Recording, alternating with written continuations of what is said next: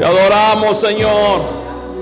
Vamos, abre un momento tus labios y comienza a adorarlo con tus propias palabras. Papito, te adoramos. Te damos gracias, Señor. Gracias por tu amor, por tu gracia. Gracias por tu fidelidad, Señor. Gracias por tu misericordia, por tu paciencia que has tenido para con nosotros. Oh, te adoramos, Señor. Te adoramos, declaramos que tú eres santo, santo, santo. Digno de gloria, digno de honra, digno de honor, digno de alabanza, Señor. Oh, te bendecimos. Te adoramos, Señor, te adoramos. Desde lo más profundo de nuestro corazón, Señor. Te damos gracias en esta preciosa mañana. Gracias, Señor. Oh, por tu fidelidad, Señor. Vamos a darle palmas al Señor de la gloria, pero de esas fuertes. Porque Él es digno de toda alabanza, de toda adoración, de toda exaltación. Bendito sea su nombre. Aleluya. Pueden sentarse. Bienvenidos todos. Nos gozamos esta preciosa mañana. También bienvenido Dorbar con su esposa. Vamos a dar un aplauso al Señor por la vida de nuestros hermanos. Ellos ya son amigos de tiempo. Conozco a su papito de Dorbar. ¿Se acuerdan del hermano Francisco? Bueno, él es hijo del hermano Francisco. Así que nos gozamos mucho, Dorbar, que estés con nosotros, ¿oíste? Bien, bueno, vamos a aprovechar el tiempo. En el nombre del Señor. Venimos a adorar al Señor, pero también venimos a saber lo que el Señor sin duda quiere que en nuestros corazones sea una realidad y una experiencia y una vivencia de ese Dios que por su gracia se nos ha comenzado a revelar. Abra su Biblia en la carta a los Romanos, capítulo 11, versículo 33. Romanos, capítulo 11, verso 33. Hoy vamos a compartir acerca de la soberanía de Dios. Ese atributo glorioso que hombre o mujer que lo conoce y que comienza a experimentar y a ver por los ojos de la fe la soberanía de Dios, su vida jamás nunca vuelve a ser igual. Y el ejemplo de eso, aquí está un hombre que experimentó, que vivió la soberanía de Dios en su vida personal.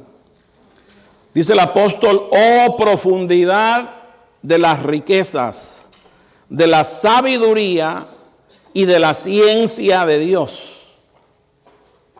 Cuán insondeables son tus juicios e inescrutables tus caminos.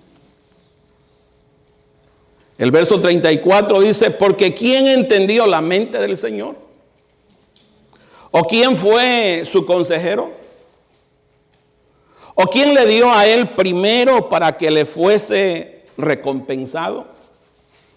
Porque de él, por él y para él son todas las cosas. A él sea la gloria por los siglos de los siglos. ¿Qué? Amén. Creo que estos textos realmente hablan de esa soberanía de Dios, que es verdad, quizá la podamos conocer muy poco, la comencemos a conocer, pero sin duda la expresión que dice Pablo acá, oh profundidad, esa palabra oh profundidad en el griego es batos, y esa palabra quiere decir algo tan hondo que no se puede medir. Algo tan profundo que no se puede alcanzar a entender. Oh profundidad de las riquezas, de la abundancia de los recursos que Dios tiene. Oh profundidad de las riquezas, de la sabiduría, de cómo Dios diseña, cómo Dios planea, cómo Dios lleva a cabo su plan. De la sabiduría y de la ciencia o del conocimiento. Dios conoce perfectamente todo. Perfectamente todo. No hay nada que a Dios se le escape. Y luego dice el texto, cuán insondeables son tus juicios. Esa palabra insondeables, lo que Pablo está tratando de dar a entender, primero cuán insondeables dice, que no se pueden realmente rastrear completamente. Usted no puede llegar, ¿verdad?, hasta el fondo de eso. Sé cuán insondeables son tus juicios, tus tratos, tus decisiones, tus decretos que Dios hace. No los podemos a veces nosotros entender a su cabalidad. E inescrutables, dice, son tus caminos. No se pueden investigar y llegar hasta el final. Puedes conocer un poco y Dios puede revelar por su gracia su soberanía, pero realmente ese Dios infinito, necesitamos toda una eternidad para seguir conociendo su soberanía. Ahora, ¿qué Pablo está diciendo en palabras sencillas? Que Dios sabe exactamente lo que hace, aunque nosotros no lo podamos entender a su cabalidad. Y luego el verso 34 dice, porque ¿quién entendió la mente del Señor? ¿O quién fue su consejero? El apóstol Pablo lo primero que afirma es la soberanía intelectual de Dios. Lo que está diciendo Pablo, que a Dios nadie le enseñó. Nadie le dio una estrategia. Nadie lo asesoró. Dios no aprende. Dios no consulta. Dios no mejora sus planes. Lo que se propuso hacer, lo lleva a cabo. ¿Por qué? Porque Dios es todo soberano.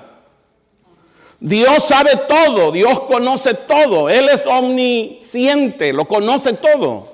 Él conoce los cabellos de tu cabeza, dice la Escritura. Él conoce la palabra que vas a pronunciar antes de que la pronuncies.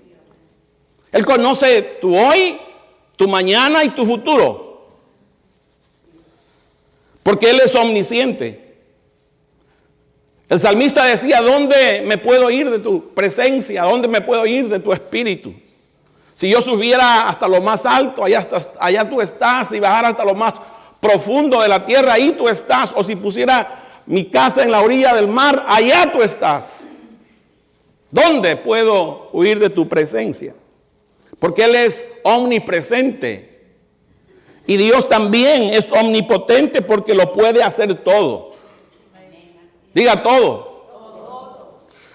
Y luego el verso 35 dice, ¿o quién le dio a él primero para que le fuese recompensado? Dios no está comprometido con nadie porque nadie le ha dado primero a Dios. Todo lo que tú puedas dar a Dios, Él ya te lo dio antes.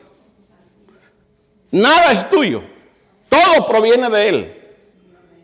El apóstol dice, no se alabe el sabio en su sabiduría, dice el profeta, ni el valiente en su valentía, ni el rico en sus riquezas. Porque las riquezas provienen de Dios. Todo lo que tenemos, tu vida, todo, absolutamente todo proviene de Él. Por eso este texto es muy adecuado. ¿O quién le dio a Él primero para que le fuese recompensado? O sea, Dios no le debe nada a nadie. Todo lo que tenemos lo hemos recibido primero de Dios. Y todo ha sido por su gracia. Ha sido por su favor inmerecido. El verso 33 dice, porque de Él y por Él y para Él son todas las cosas. A Él sea la gloria por los siglos. Creo que este versículo es una de las declaraciones más poderosas de la sabiduría de Dios, de la soberanía de Dios también. ¿Por qué? Porque dice el texto, porque de Él, Dios es la fuente de todo, todo comienza con Él. Antes de que todas las cosas existiesen, Dios ya existía. Todo comienza con Él y por Él. Dios es el sustentador y el que ejecuta lo que ha determinado hacer. Él es el que lleva el control de tu propia vida. Y para Él. Y todo tiene un propósito para su gloria. Para su gloria. Así que la creación y la historia del hombre, su redención y su propia vida, todo tiene un origen en Dios. Y se desarrolla a través de ese plan y propósito que Dios hizo desde antes de la fundación del mundo. Porque le cuento, Dios tenía un plan antes de que el mundo fuera creado. No existía la tierra, no existían los hombres, y Dios ya tenía un plan para con su Hijo. Y un plan también incluyéndonos Dios por su gracia a nosotros. Ahora, ¿por qué la soberanía de Dios es tan importante? ¿Por qué la soberanía de Dios es tan importante? Porque la soberanía de Dios responde a todas esas preguntas incongruentes que a veces nos hacemos. Quizá usted ha sido como yo y alguna vez se ha preguntado, por ejemplo, si Dios sabía que Satanás que era Luzbel, ¿verdad? Que iba a rebelarse contra Dios, ¿para qué lo creó? Si Dios sabía que Adán iba a pecar, ¿para qué lo creó? ¿Y por qué no acaba Dios con todo el mal y destruye a Satanás y se acabó todo? Todas esas cosas a veces están en el corazón del hombre. ¿Por qué Dios permitió que Job, un hombre recto, temeroso de Dios, apartado del mal, pasara por ese sufrimiento que pasó? ¿Por qué Dios, un Dios de amor, permite que haya hambres, que haya guerras, que haya terremotos? ¿Por qué lo permite? ¿Por qué Dios salvó a Daniel del foso de los leones, pero a Esteban dejó que lo mataran a pedradas?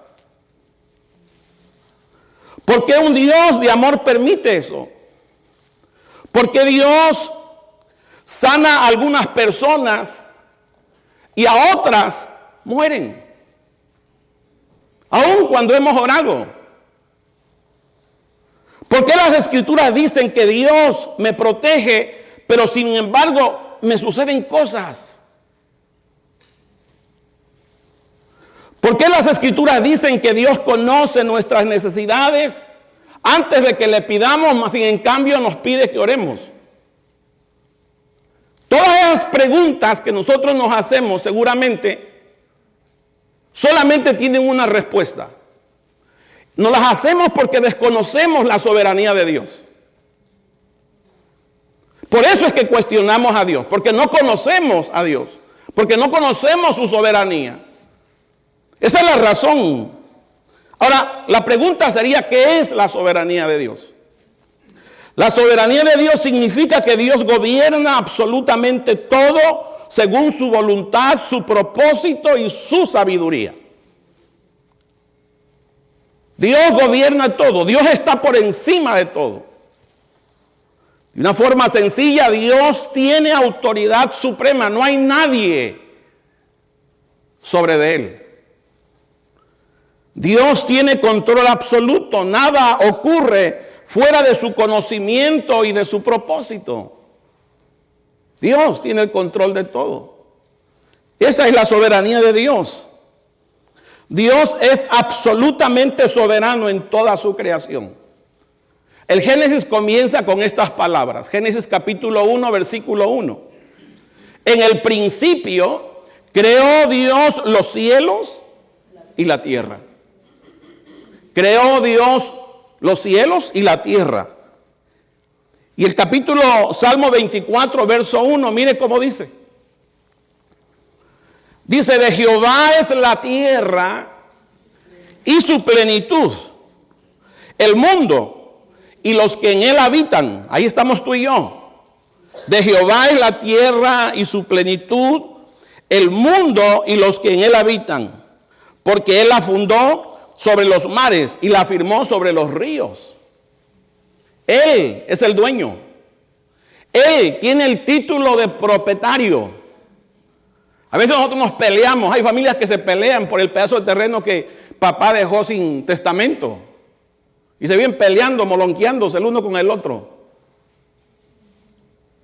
Como que si fuéramos a ser eternos aquí en esta tierra. Cuando vamos de paso, somos peregrinos. ¿Ve? Pero Él es el creador de todo eso.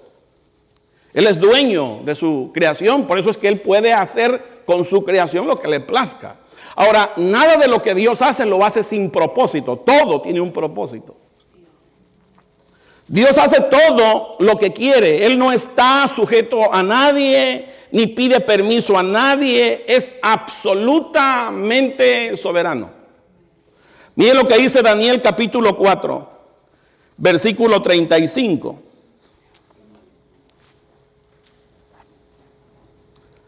Todos los habitantes de la tierra son considerados como nada.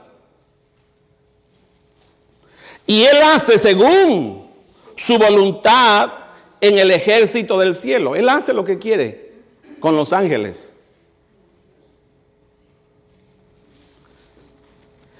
Y en los habitantes de la tierra no hay quien le diga, no hay quien detenga su mano y le diga, ¿qué haces? No hay. Tú no le vas a ganar a Dios. No hay. Él es soberano. Y no es orgullo, es que realmente Él es el creador de todo.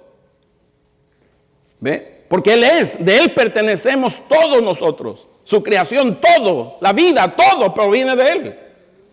Es de Él. Dios en su soberanía puede usar a hombres, aún inconversos, para llevar a cabo sus planes. Porque a veces nosotros entramos en esa cosa, ¿verdad? Hermano, Dios lo necesita. No, es que Dios lo puede hacer contigo y sin mí. Y Dios puede usar hasta un inconverso para cumplir su propósito. Miren lo que dice Isaías 45, versículo 5. Lo hizo con el rey Ciro, era un rey, un hombre pagano, un rey pagano, que no conocía al Dios de Israel. Mas sin en cambio Dios lo usó. ¿Y para qué lo usó? Para derrotar al imperio babilónico y así poder liberar Dios su pueblo. ¿Ve? No levantó a uno del pueblo de Israel en esa ocasión. Levantó a un mundano. Capítulo 45, verso 5. Yo soy Jehová y ninguno más hay. No hay Dios fuera de mí. Yo te ceñiré aunque tú no me conociste. Él no lo conocía. Mas en cambio era un instrumento de Dios para liberar a su pueblo. El versículo 6 dice, para que sepa desde el nacimiento del sol hasta donde se pone, no hay más que yo. Y yo, el Señor, ninguno más que yo. ¿Ve? Ninguno más que yo. Aquí Dios nos habla de su soberanía universal. Aunque puede haber un montón de religiones, un montón de ídolos, porque el hombre está plagado de idolatría. Algunas religiones adoran la vaca, otros adoran el dragón, otros adoran los astros y otros adoran los hombres. Y otros adoran el dinero en su corazón. Pero Dios, Él es el que gobierna, el que tiene control sobre todo. Aquí te habla de la soberanía universal, desde donde se pone hasta donde se mete. Él gobierna. Versículo 7. Que forma la luz y creó las tinieblas. Que hago la paz y creo la adversidad. Yo, Jehová, soy el que hago todo esto. Ahora, quizá usted viene, pastor, mire, entonces Dios pecó porque hizo la adversidad. Estaba hablando acerca de ese trato que Dios iba a traer con los babilónicos para liberar al pueblo de Israel. Y Dios en su soberanía estaba para traer un juicio a Babilonia y liberar así a su pueblo. Dios controla cualquier circunstancia por muy adversa. Mire, hoy hay una circunstancia adversa en esta nación para el emigrante. Pero Dios está por encima. ¿Qué Dios quiere hacer con esos hermanos que ya están en su país? No lo sé, pero algo Dios quiere hacer. ¿Qué Dios quiere hacer con aquellos que quizás todos los fines de semana andaban en la cantina? Y ahora tienen que dar en la casa. Dios tiene control, Dios gobierna sobre todo. ¿Ve? Ahora, la soberanía de Dios ha sido rechazada desde el principio. Los ángeles rechazaron la soberanía de Dios y también el hombre. Si hay algo que detesta el hombre es la soberanía de Dios. Por eso hay muchas cosas que a usted le molestan. Porque nuestros corazones se corrompieron y se volvieron orgullosos, como que si nosotros fuéramos nuestro propio Dios. Entonces, cuando Dios hace algo que no le gusta a usted, usted se enoja. Entonces, la altivez del corazón y del orgullo y de la soberbia comenzó en el corazón de un ángel grandioso y glorioso que Dios había creado. Venga conmigo a Ezequiel, capítulo 28, verso 14. Un querubín, ¿verdad? Cuando uno ve la escritura hay como diferentes clases de ángeles. Este era un querubín, algo de lo más elevado. Versículo 14, dice 28:14. Tú, querubín grande y protector, yo te puse en el santo monte de Dios. Allí estuviste. En medio de las piedras de fuego te paseabas. Perfecto eras en todos tus caminos desde el día que fuiste creado, hasta que se halló en ti maldad. Vea dónde se halló la maldad. A causa de la multitud de tus contrataciones, fuiste lleno de iniquidad y pecaste, por lo que yo te eché del monte de Dios y te arrojé entre las piedras de fuego, oh querubín protector. Verso 17, se enalteció tu corazón a causa de tu hermosura. Corrompiste tu sabiduría a causa de tu esplendor. Yo te arrojé por tierra. Delante de los reyes te pondré para que miren en ti su rebelión. Para que aprendamos las consecuencias que tiene la rebelión, el orgullo, la prepotencia en el corazón. Isaías capítulo 14. Isaías capítulo 14, verso 12. Aquí hay otra porción de las escrituras que nos habla de esa rebelión angelical. Comenzó con uno y después empezó a contaminar a los demás, como siempre. ¿Me entiende? Entonces, mire lo que dice, verso 12. ¿Cómo caíste del cielo, oh lucero, hijo de la mañana? Cortado fuiste por tierra, tú que debilitabas, ¿qué cosa? Las naciones. Verso 13. Tú que decías en tu corazón, subiré al cielo, en lo alto, junto a las estrellas de Dios, levantaré mi trono, en el monte del testimonio me sentaré, a los lados del norte, y sobre las alturas de las nubes subiré, y seré, ¿qué cosa? Semejante al Altísimo. Mira este atrevido, hermano. Mas tú, derribado eres hasta el Seol, a los lados del abismo. Cuando ese querubín se levantó eso en su corazón, esa soberbia, ese orgullo, esa prepotencia, en su corazón estaba y Dios lo bajó. Pero ya había contaminado cierta parte de ángeles, porque mire lo que dice Judas. Judas capítulo 1, versículo 6.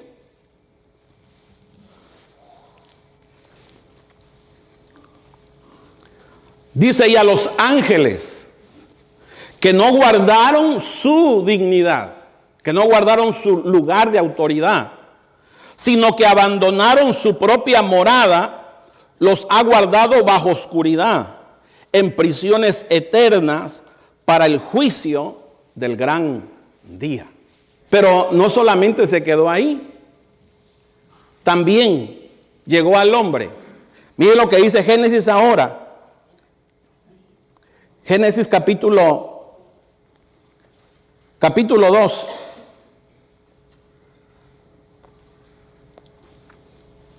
No, perdón, capítulo 3 para avanzar. Bueno, el capítulo 2, ¿verdad? En el capítulo 2, 16, dice, mandó Jehová Dios al hombre diciendo, este es un mandamiento de Dios, de todo árbol del huerto podrás comer, mas del árbol de la ciencia del bien y del mal no comerás, porque el día que de él comieres, ciertamente, ¿qué cosa? Morirás. ¿Qué vemos aquí? Bueno, vemos a Dios como legislador, como el que tiene el control y el dominio de la vida de Adán. ¿Por qué? Bueno, porque Adán fue creado del polvo de la tierra. El cuerpo dice que lo tomó, ¿verdad? Y formó el polvo del polvo de la tierra. Y Dios sopló y le dio hálito de vida. Y todos los órganos fueron creados. Dentro de ese hombre, Adán, estaba la vida de Dios. Estaba todo el bien de Dios. Ahí estaba el amor de Dios. Ahí estaba la justicia de Dios. Ahí estaba la pureza, la santidad de Dios en Adán. Porque en esa vida se contenía eso. Y cuando Dios creó al hombre, lo formó del polvo de la tierra, impartiendo esto de Dios, ahora le da un mandamiento. Pregunto, ¿Dios es muy duro al hacer este mandamiento? ¿Él no tiene autoridad para hacerlo? Le pregunto. La respuesta es claro que sí. Él es el creador. ¿Ve? Él es el que legisla la vida del hombre. Dios es el dueño de ese hombre. ¿Ve? Él es la autoridad sobre la vida del hombre. Ahora, ¿el mandato era sencillo o no? ¿Cuál era? Bueno, de todos los árboles del huerto podrás comer. Ahí había árboles, había un árbol para su vida espiritual, el árbol de la vida. ¿Ve? Porque Dios provee para lo espiritual. Tú necesitas comer del árbol de la vida. Y también para lo físico, acá hay otros árboles. Tú también puedes comer de los árboles, pero menos, le dice el Señor, mas del árbol de la ciencia del bien y del mal no comerás, porque el día que de él comieres, ciertamente ¿qué? Morirás. Esa palabra morirás quiere muerte, separación. Cuando el hombre pecó, ¿ve? El hombre murió espiritualmente. Murió, ¿verdad? Esa palabra morir quiere decir separarse. Dios se separó del hombre. Ahora el hombre comienza a vivir ya no con esos pensamientos que en un principio tenía. Sus pensamientos se corrompieron. Todo se corrompió. Por eso en vez de tener amor tiene odio. En vez de tener paz, dice que huye sin que nadie le persiga. En vez de practicar la justicia, practica la injusticia. En vez de amar, odia. En vez de perdonar, ¿verdad? Vive con rencor, con resentimiento. Eso fue producto de la desconexión de la fuente. Ahora, ¿qué representaba entonces el mandato de Dios? La prohibición esa que Dios le había hecho. Bueno, representaba realmente, ¿verdad?, que Dios era el que tenía el control de la vida del hombre, en cierto sentido, si obedecía. La prohibición representaba el derecho soberano de Dios de definir lo bueno y lo malo. Pero el hombre no hizo caso. Ahora, Dios no creó robots.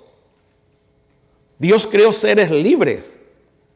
Todo lo que Dios creó, amados hermanos, lo creó por su amor. Y el amor de Dios es libre. Por eso es que Dios no nos impone amar. Dios nos muestra su gracia. ¿Ve? Dios derrama su amor y ahora nosotros comenzamos a vivir agradecidos por ese amor del Señor. Porque el amor de Dios es dar. Entonces una persona cuando quiere controlar, eso no es amor. Es que te amo, mi amor. No, eso no es amor. Eso es egoísmo en tu corazón. ¿Ve?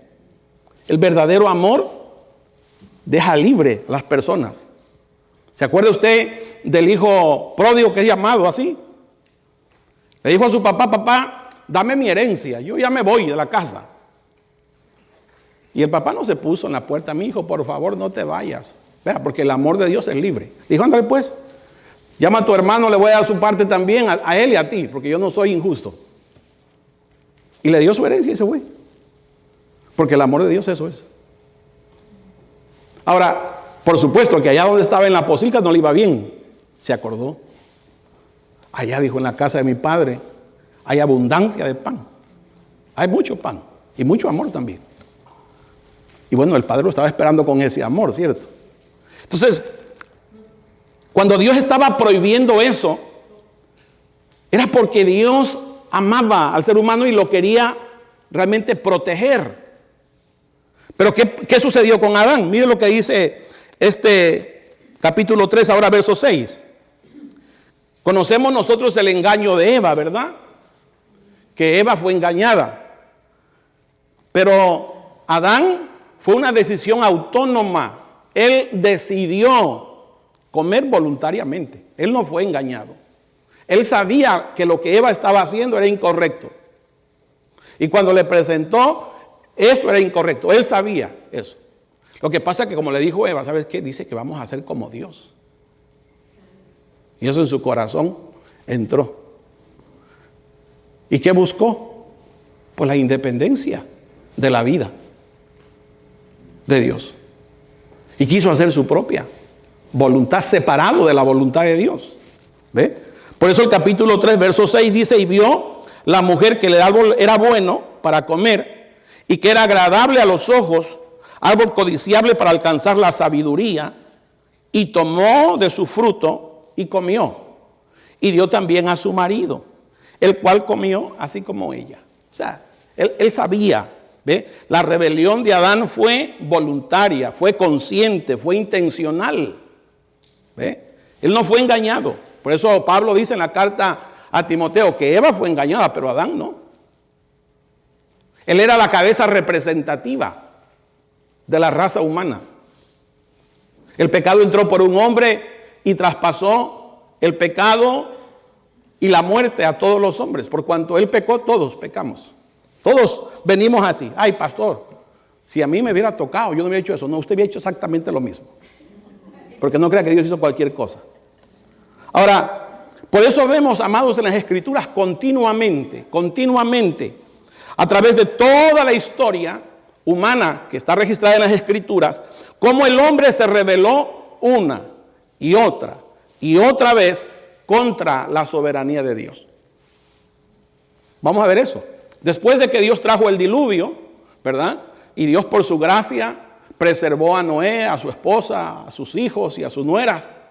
Y después los pone ya, con él volvió a comenzar, ¿ve? La historia humana. Y el capítulo 9 de Génesis, verso 1, miren lo que dice. Génesis 9, verso 1. Bendijo Dios a Noé después que salió del arca, después que bajaron las aguas, que ya todo estaba en paz, tranquilo, ya había arbolitos naciendo, pasto naciendo. Bendijo Dios a Noé y a sus hijos y les dijo ¿qué? Fructificad, multiplicaos y ¿qué? Y llenar la tierra. Ya sabemos que la imagen se había corrompido, ¿verdad? Aunque estaba teniendo esta oportunidad, pero la imagen estaba corrompida.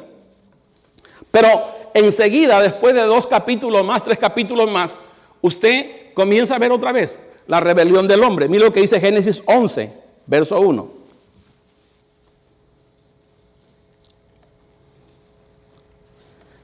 Tenía entonces toda la tierra una sola lengua y unas mismas palabras. O sea, todos hablaban el mismo idioma.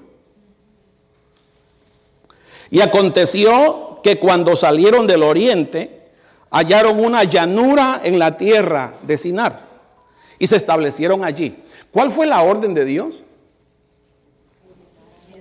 Llenaran la tierra, que se multiplicaran, no que se establecieran en un lugar. Versículo 3. Y se dijeron unos a otros, vamos, hagamos ladrillo, cozámoslo con fuego. Y les sirvió el ladrillo en lugar de piedra y el asfalto en lugar de mezcla. No vaya a pensar que el cemento es nuevo. No. ¿Verdad? Verso 4. Y dijeron, miren lo que dijeron. Vamos, edifiquemos una ciudad y una torre cuya cúspide llegue al cielo, y hagamos un nombre, porque si fuéramos esparcidos sobre la faz de toda la tierra. ¿Oyó?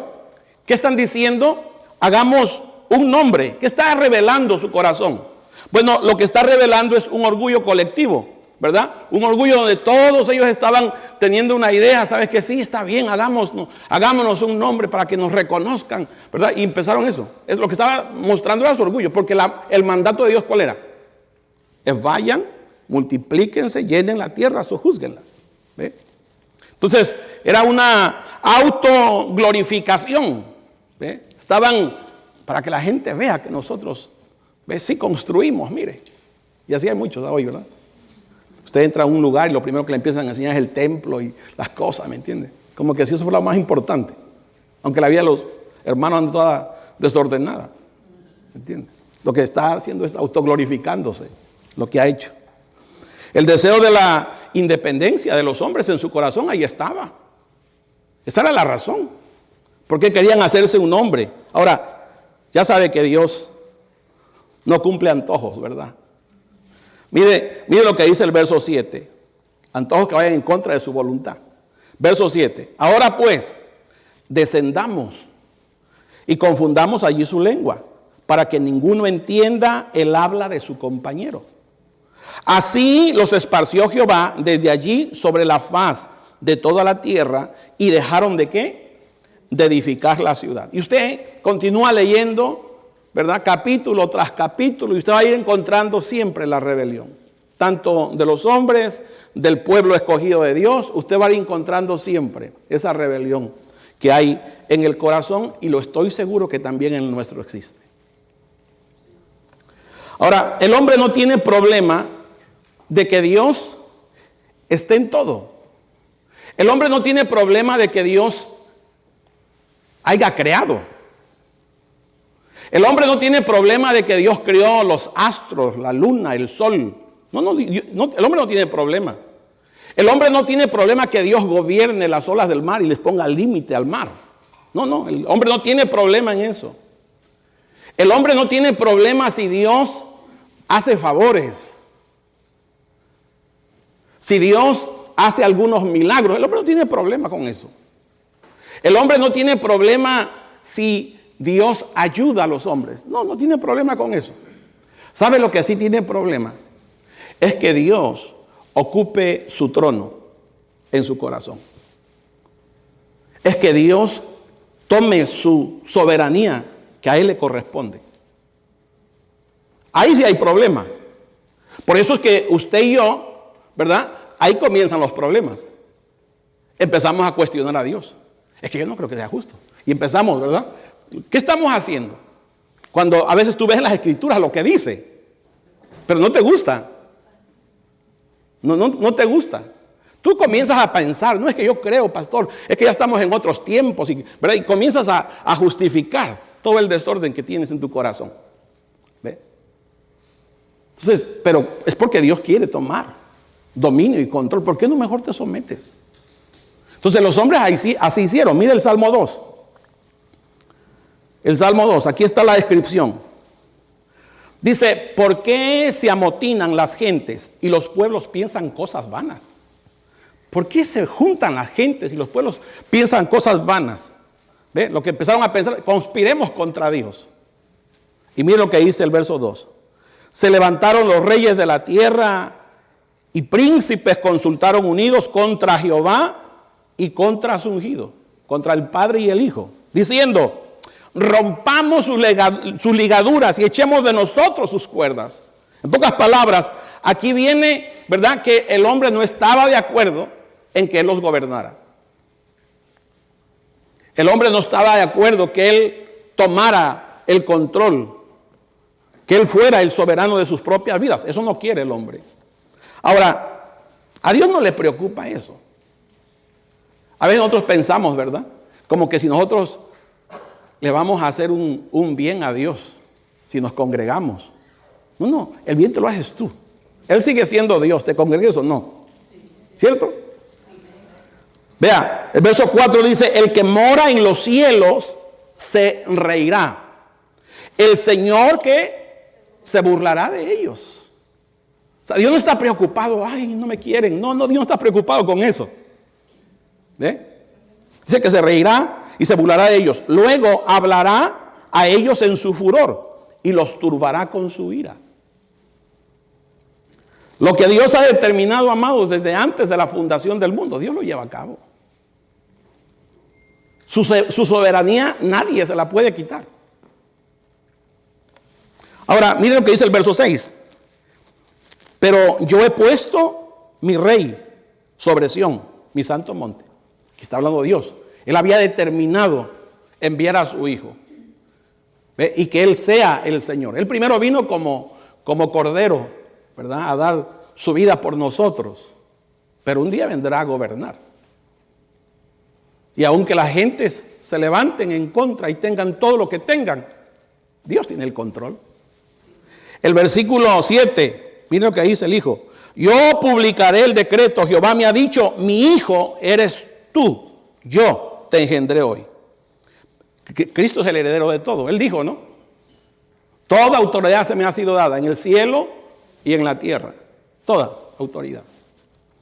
El verso 8 dice, pídeme y te daré por herencia a las naciones y como posesión tuya los confines de la tierra. Y los quebrantarás con vara de hierro, como vasijas de alfarero los desmenuzarás. Así que el hombre no va a ganar. Verso 10. Ahora pues, oh reyes, sed prudentes. Admitid amonestación. Escuchen el llamado. Escuchen la advertencia. ¿Ve? Jueces de la tierra, servid a Jehová con temor. Alegraos con temblor. Honrad al Hijo para que no se enoje y perezcáis en el camino, pues se inflama de pronto su ira. Bienaventurados todos los que en Él confían. Así como Dios hace el llamado para que nos arrepientamos y volvamos nuestro corazón y humillemos nuestro corazón, ¿verdad? Y entendamos que Él es Dios y que Él es soberano y que Dios le ha placido dar a su Hijo para salvación y que no hay otro camino que solamente a través del Hijo podemos ser salvos. Eso ya lo decretó Dios.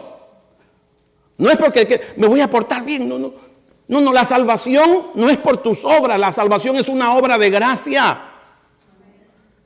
Es porque Él pagó en la cruz del Calvario, derramó su sangre, murió y resucitó, fue sepultado y resucitó. Y ahora Él habita por su Espíritu en tu corazón. Y Dios quiere cambiar tu corazón. Dios quiere que tu alma sea limpia. Por eso es que Dios te habla en el interior de tu corazón. Ahora la pregunta, ¿qué vas a hacer? ¿Lo vas a seguir rechazando? ¿Crees que le vamos a ganar a Dios? No, hermano. Ya está la historia de lo que ha sucedido. Mejor hay que rendirnos. Señor, perdóname, he sido un soberbio, una soberbia todo el tiempo. He hecho lo que yo quise, he hecho lo que yo quiero hacer. Me vivo justificando todo el tiempo, vivo viendo los errores de los demás. ¿Ve? Todo eso tiene que ver con orgullo en el corazón. Aun cuando nos victimizamos, eso tiene que ver con el orgullo en el corazón. ¿Ve? Ahora, ¿qué más podíamos decir al respecto? Que la soberanía de Dios está por encima, amados, de Satanás y de cualquier sufrimiento humano que podamos pasar. Está por encima la soberanía de Dios. Mire, por ejemplo, Job, capítulo 1, versículo 1. Entender la soberanía de Dios, amados hermanos, nos va a ayudar a caminar en esta tierra con confianza y con seguridad. Y cuando enfrentemos algún sufrimiento, de la índole que sea, porque Jesús nunca dijo que no ibas a sufrir.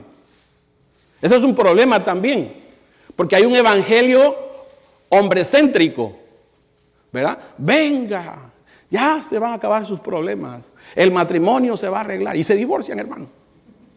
Pero es que Jesús no dijo eso. Jesús no dijo eso. Jesús dijo, aflicciones tendréis en el mundo, pero confiad, yo he vencido al mundo. ¿Sí o no?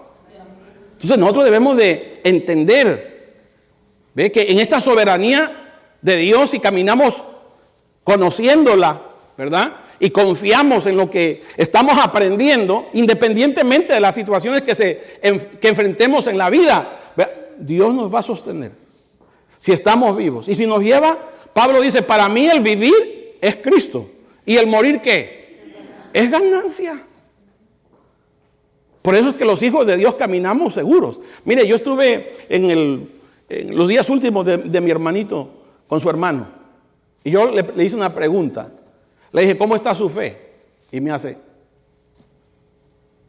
Y eso es lindo. Una persona que está en sus últimos días, ¿verdad? Arraigado, cimentado en Cristo. No importa lo que está pasando en nuestro cuerpo. ¿Ve? Dios nos va a dar otro nuevo. Entonces Jesús dijo, aflicciones tendréis en el mundo.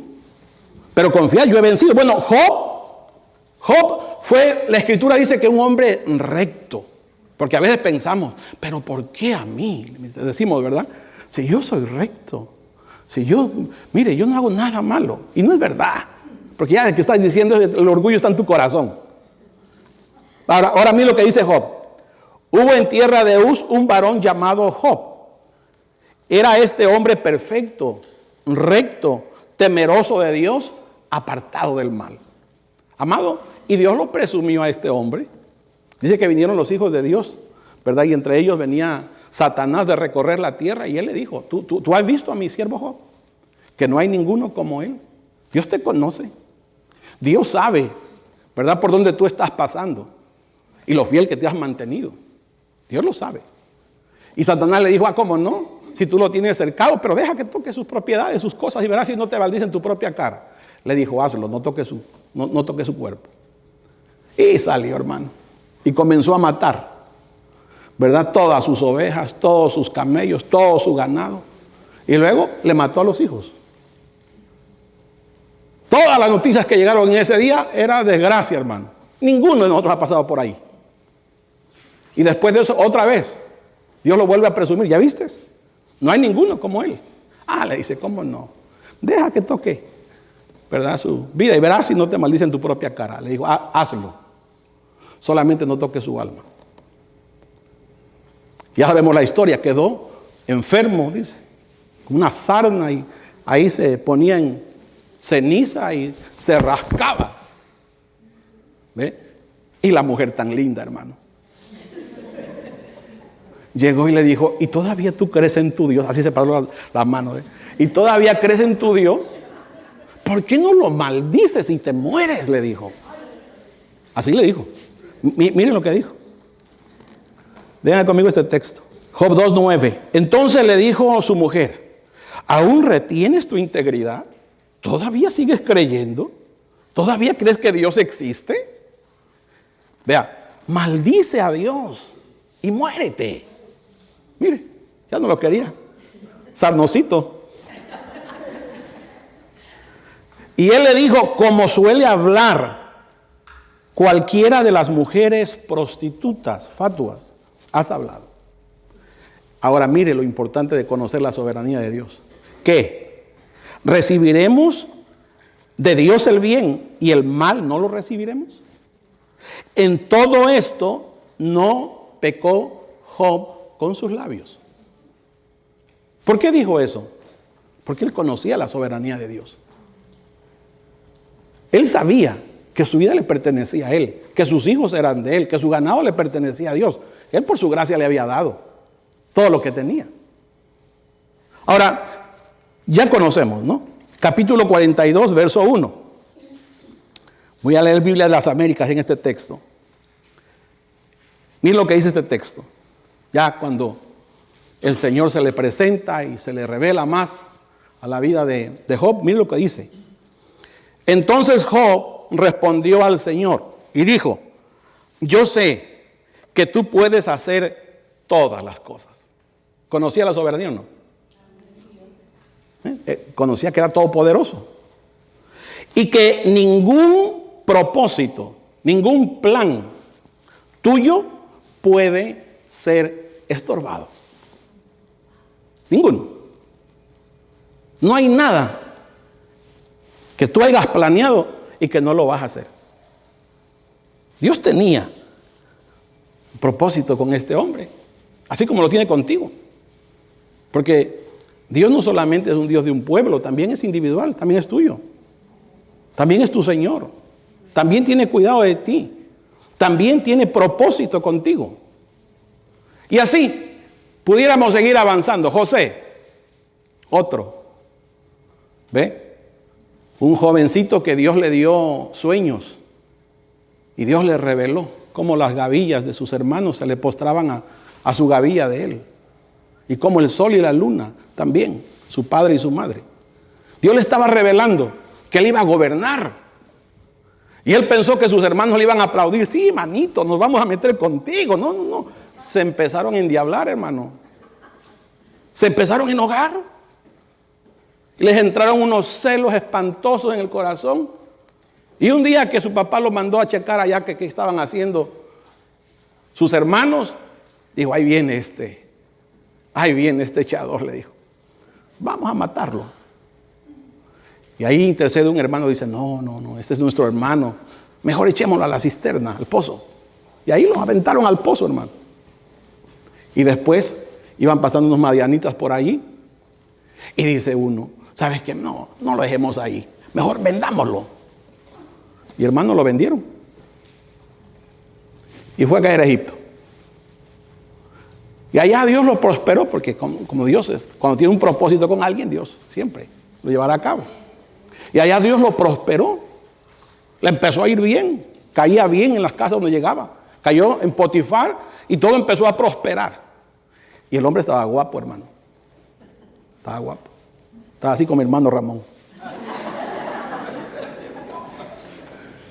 Oiga, y la mujer lo empezó a desear, la mujer de Potifar. Y en un momento esto lo quiere agarrar, hermano, y él pega la carrera. ¿Cómo voy a pecar contra mi Dios? ¿Verdad? Y a raíz de esa, la mujer lo difama. Le dice, no, es que me quería violar. Y lo meten a la cárcel. Vea, como que si cada día de mal en peor, ¿ve? De mal en peor, al que Dios le había dado revelación. Pero sabe, aunque pareciera de mal en peor, cada día se estaba acercando más al propósito de Dios. Así tú. Quizás a veces sientes que te llueve, te truena y te relampaguea. Tranquilo. Solamente asegúrese de que su corazón esté sometido al Señor. Y yo le puedo asegurar que Dios no lo va a dejar. No he visto un justo desamparado, ni su simiente que mendigue pan. Y conocemos la historia, ¿no? Interpretó el sueño del faraón, ¿verdad? Y lo hicieron jefe de todo. Vino esa hambre que se había soñado el faraón, ¿verdad? Sus hermanos que lo habían vendido llegaron allí y él se descubre. Y cuando los hermanos le dicen, yo soy José, el que ustedes vendieron, ellos empiezan a temblar, hermano. Y dicen, nos va a matar. Y mire cómo contesta este hombre. Génesis 45, verso 4. Entonces dijo José a sus hermanos, acercaos ahora a mí. Ellos se acercaron. Y él dijo, yo soy José vuestro hermano, el que vendisteis para Egipto. Ahora pues, no os entristezcáis, ni os pese de haberme vendido acá, porque para preservación de vida me envió Dios delante de vosotros. Hermano, le fue re bien.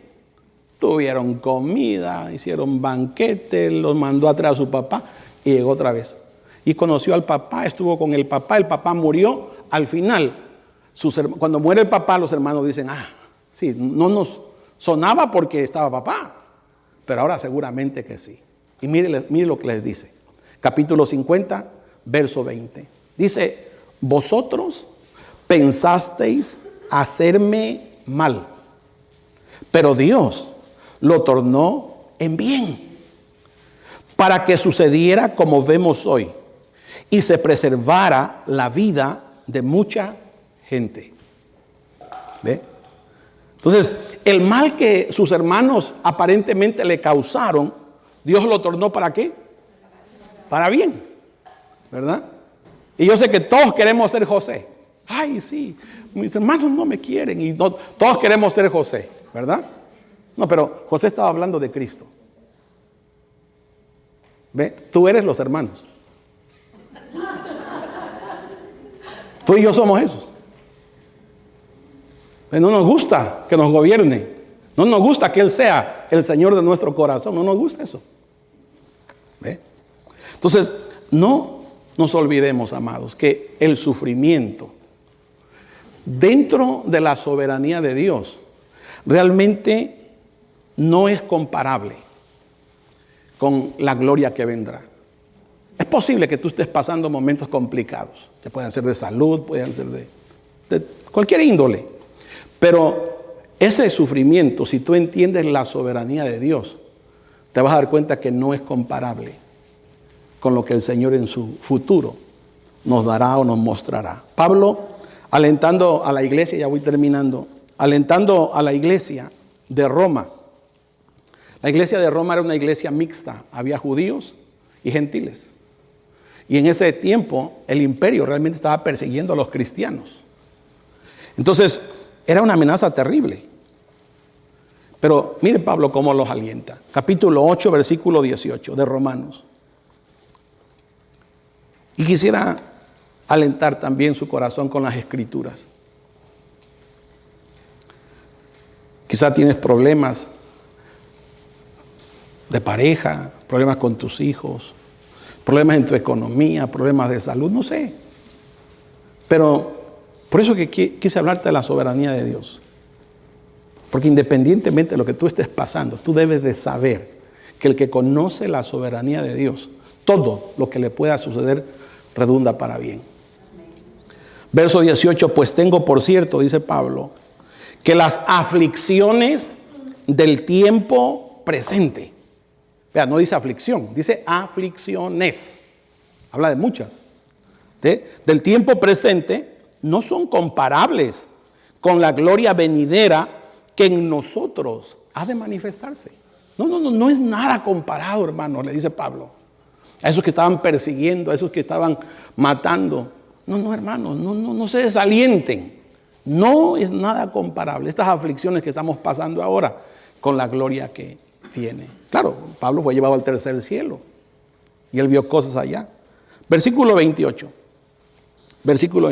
Dice, y sabemos que para los que aman a Dios, todas las cosas cooperan para bien. Mi consejo sería, ama al Señor. Ama al Señor. ¿Y sabe qué es amar al Señor? Es obedecerle. Es aceptar su soberanía. Es dejar que sea Él el Señor de tu corazón, de tu vida. Por eso dice ahí, todas las cosas cooperan para bien. Esto es a los que conforme a su propósito son llamados. Vea. Entonces, no dice que las cosas iban a saber bien, pero dice que todas esas cosas, quizá malas o situaciones difíciles, nos ayudan para bien. Nos hacen a veces meditar, wow, yo parezco una máquina de trabajo. Corro para acá, corro para allá, corro. Y usted va a un funeral, hermano, y ve ahí a la persona que usted conocía. Dice usted, no cabe duda, que la vida es muy corta. Eso malo, aparentemente, que ha pasado en esa familia, para otros les sirvió. Esa persona de alguna manera fue, ¿verdad?, de bendición para otros. Ahora, por eso, miren lo que dice Pablo, verso 29 ahora. Porque a los que antes conoció, Dios nos conoció en Cristo desde antes de la fundación del mundo. Dice, porque a los que antes conoció, también que los predestinó, le dio un destino de antemano. ¿Para qué? Para que fuesen hechos conformes a la imagen de su Hijo. Ahora, ¿tú entiendes por qué a veces hay tantas cosas que suceden en la vida? Bueno, todas esas cosas tienen una intención. ¿Ve? Si tú por el Señor fuiste llamado Ahora Dios lo que está haciendo es conformándote a la imagen de su Hijo. Y realmente cuando nosotros nos damos cuenta, no te compares con los hermanos. No, compárate con el Señor. Y te vas a dar cuenta que nos falta mucho todavía. ¿Ve? Para que Él sea el primogénito entre muchos hermanos. Él sea el primero entre muchos hermanos. A los que predestinó, a estos también llamó. Y a los que llamó, a estos también justificó. A estos también perdonó. Y a los que justificó, a estos también glorificó. Pablo mira a la iglesia glorificada. ¿Verdad? Ahora, verso 31. Mire, ¿entiende por qué Pablo está diciendo todas estas cosas? Que realmente son como un ancla. Cuando yo leo estos textos es como que si a usted le metieran hierro en las venas. ¿Verdad? Y se pusiera duro, hermano. Es lo que Pablo está haciendo.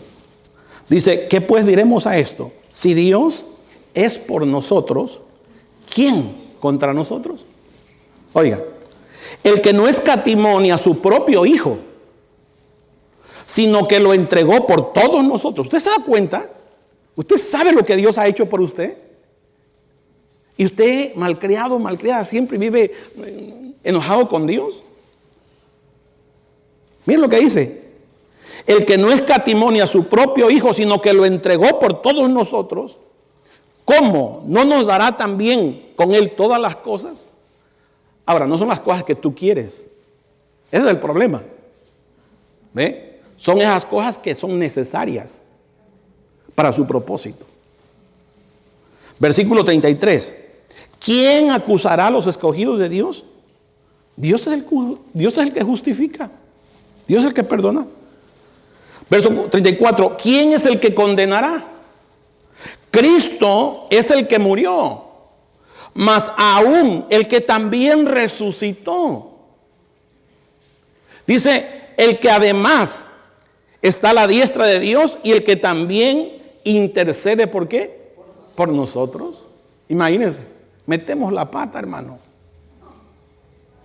Y vamos, Señor, perdóname. ¿Verdad?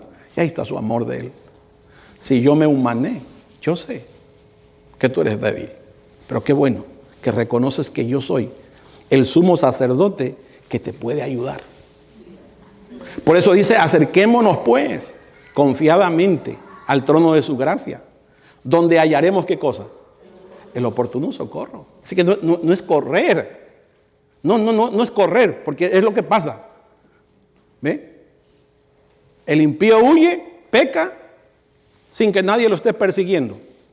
Se mete horas extras de trabajo, hace esto, hace el otro. ¿Ve? Solamente está corriendo. No, venga, vuelva su corazón al Señor. ¿Me entiende?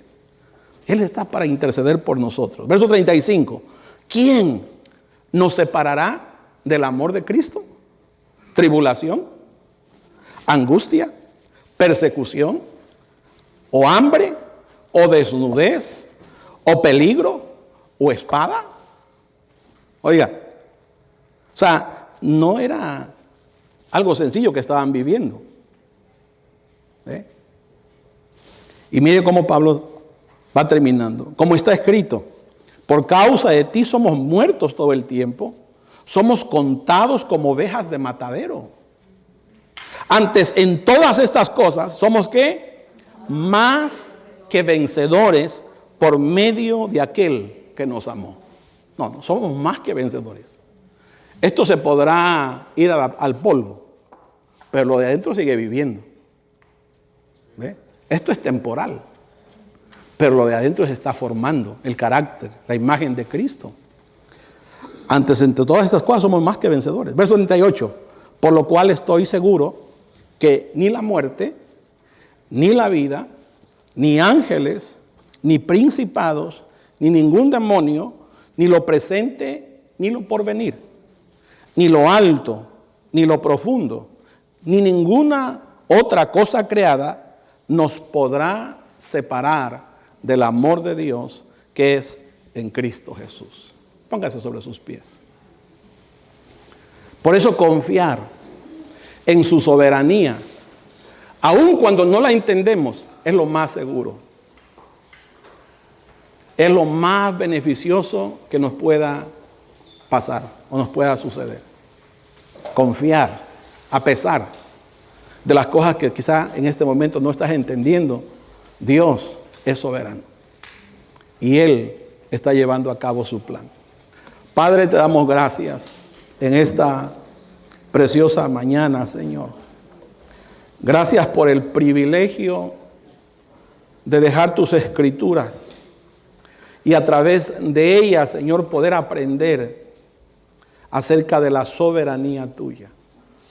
Gracias porque entendemos, quizá en una miniatura, Señor, aquellas cosas que quizá nos han sucedido a través del pasar de los años y que muchas de las veces quizá vivimos quejándonos, renegando en contra de ti.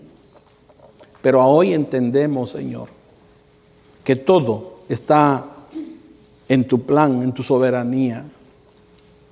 Señor, no permitas que nuestros corazones sean como el corazón de Luzbel, como el corazón, Señor, de Adán. Hoy que tú estás obrando por medio de tu Santo Espíritu, ayúdanos a que podamos arrepentirnos, podamos volvernos, podamos ver que muchas de las veces hemos sido nosotros los que hemos estado entronizados en nuestra propia vida, cuando tú eres el que quieres gobernarla. Señor, hoy en esta preciosa mañana, tú que conoces los corazones de mis hermanos, tú que los has escuchado, quizá a veces en su oración reclamarte, hablarte, quizá han dicho yo no entiendo a Dios y se han cuestionado tanto. Señor, perdónanos porque de verdad que eso es soberbia en nuestro corazón. Tú eres Dios, tú eres el Señor, tú eres el dador de la vida y de todas las cosas. Sin duda todo lo que está pasando nos ayuda para bien. Padre, gracias te doy por la vida de cada uno de tus hijos hoy aquí presentes. Señor, fortalécelos en su fe, que su confianza, Señor, no mengue, sino todo lo contrario. Tu palabra dice que nosotros no somos de los que retrocedemos, sino de los que perseveramos para salvación de nuestras almas. Señor, ayuda a tus hijos, que ahí tu poder, Señor, se haga manifiesto en su interior, que ellos puedan, Señor, saber que tú estás ahora dentro de ellos. Tú tienes el poder, Señor, para cambiar aquellas cosas que no pueden cambiar por su propia fuerza. Tú eres, Señor, la vida.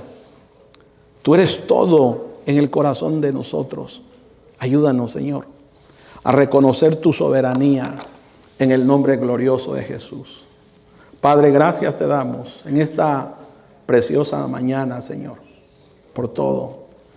Gracias, Señor, por lo que tú nos has dado. Siempre, Señor, vamos a vivir reconociendo que todo lo que nuestras manos reciben procede de ti. Y de eso, Señor, tú nos has mandado apartar y traer, Señor. Y de eso hoy, Señor, disponemos nuestros corazones para hacerlo. Pero lo hacemos con amor, Señor. Porque tu palabra dice que tú amas al que te da con alegría. No lo hacemos por imposición. Lo hacemos porque tú, Señor, has derramado de tu amor en nuestros corazones. Y tu amor, Señor, es generoso. En el nombre de Cristo Jesús. Recibe, Señor, las ofrendas que en sus corazones de tus hijos tú has puesto. Que nunca les haga falta el sustento, Señor. Esa es una de tus promesas, que tú honras al que te honra. En el nombre de Cristo Jesús. Amén y amén. Pueden pasar, hermano. Bendecidos. Que pase una buena tarde.